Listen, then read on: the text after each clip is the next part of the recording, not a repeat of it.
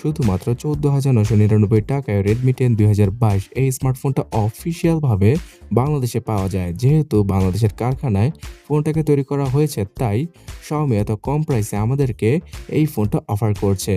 তবে এই ফোনটার বেশ কিছু ল্যাকিংস রয়েছে, মানে সমস্যা বা কমতি রয়েছে। তো সেই সকল সমস্যার সম্পর্কে জানতেই ভিডিও নিচে লাইক বাটনে ক্লিক করে শেষ পর্যন্ত দেখতেই থাকুন। বাংলাদেশের কারখানায় তৈরিকৃত ফোনগুলোর কোয়ালিটি যে কেমন হয় সেটা হয়তো আপনারা স্যামসাং এর ফোনগুলোকে দেখলে বুঝতে পারবেন।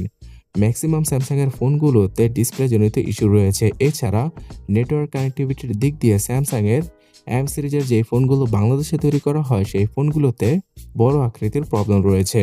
তো এই সকল জিনিস দেখে আপনাদের মনে হয়তো সংশয় তৈরি হয়েছে যে Redmi 10 2022 সালের এডিশনটা কেমন হবে, যেটা কিনা বাংলাদেশে তৈরি করা হয়েছে। তো এই জন্য আমি আপনাদের বলবো যে এই ফোনটাতে প্রবলেম থাকতেও পারে, আবার নাও থাকতে পারে। তাই এই জিনিসটা চেক করার জন্য আরও 2 থেকে 3 মাস ওয়েট করুন। তাহলে আপনারা বুঝতে পারবেন যারা কিনা এই ফোনটাকে কিনেছে, মানে বাংলাদেশে তৈরিকৃত ফোনটাকে কিনেছে, তাদের ইউজার এক্সপিরিয়েন্সটা কেমন। যারা কিনা পাবজি গেমটা রেগুলার খেলে থাকেন তারা এই জাইরোস্কোপ সেন্সরের সাথে অনেক বেশি পরিচিত। তো শুধুমাত্র পাবজি গেমটা খেলার জন্য কি এই জাইরোস্কোপ সেন্সরটা কাজে আসে? না, একদমই নয়।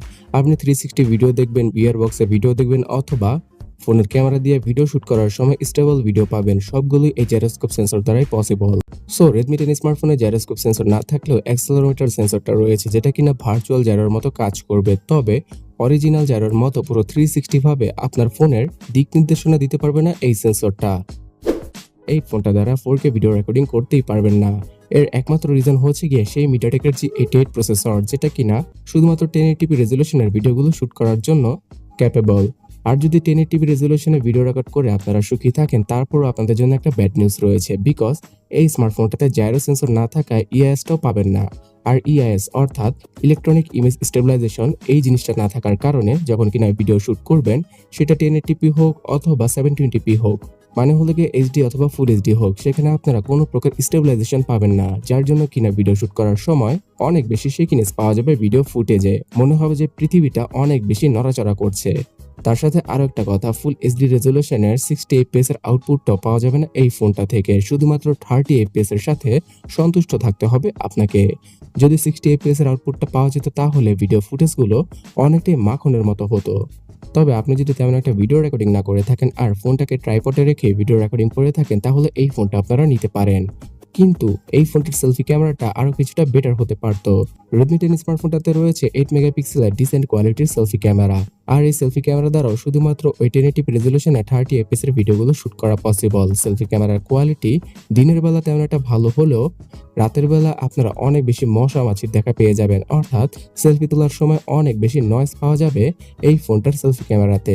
এবং ফেস স্মুথ করার একটা ব্যাপার তো থাকবেই, বিকজ এই ক্যামেরার রেজলিউশন শুধুমাত্র 8 মেগাপিক্সেল।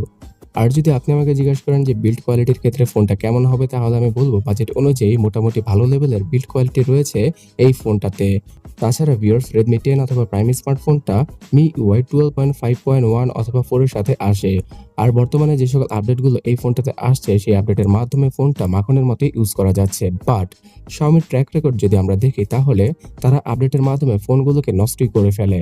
যদিও কিনা তারা প্রমিস করেছে তারা তাদের সফটওয়্যারকে আরো বেশি ইনহ্যান্স করবে এবং খুব ভালো করবে, তারপরও আমি Xiaomiর এই কথা মানতে পারছি না, বিকজ তারা প্রতি বছর এই একটা প্রমিসই করে। অলরাইট ভিউয়ার্স, Redmi 10 স্মার্টফোনটা আমাদেরকে ফুল এইচডি প্লাস রেজলিউশনের 90 হার্জ এর ডিসপ্লে, মিডিয়াটেক G88 এর মতো একটা গেমিং প্রসেসর সহ 5000 mAh এর ব্যাটারি আর Xiaomiর বেশ কিছু ফিচার যেমন আয়ার ব্লাস্টার, ডুয়াল স্টোরেজ স্পিকার, এই সকল জিনিস অফার করছে, যেটা কিনা খুব ভালো একটা ব্যাপার। আর আপনারা এই সকল ফিচারের জন্য Redmi 10 স্মার্টফোনটাকে পারচেস করতে পারেন। তবে এই ভিডিওতে এই ফোনটার যে সকল মিসিং ফিচারগুলো সম্পর্কে বললাম, যেমন জাইরো সেন্সর না থাকা, একদম অ্যাভারেজ লেভেলের সেলফি ক্যামেরা, ভিডিওগ্রাফিতে তেমন কোনো স্টেবিলাইজেশন না থাকা, এই সকল ফিচার যদি আপনাদের প্রয়োজন হয় তাহলে Redmi 10 স্মার্টফোনটাকে আপনারা স্কিপ করতে পারেন।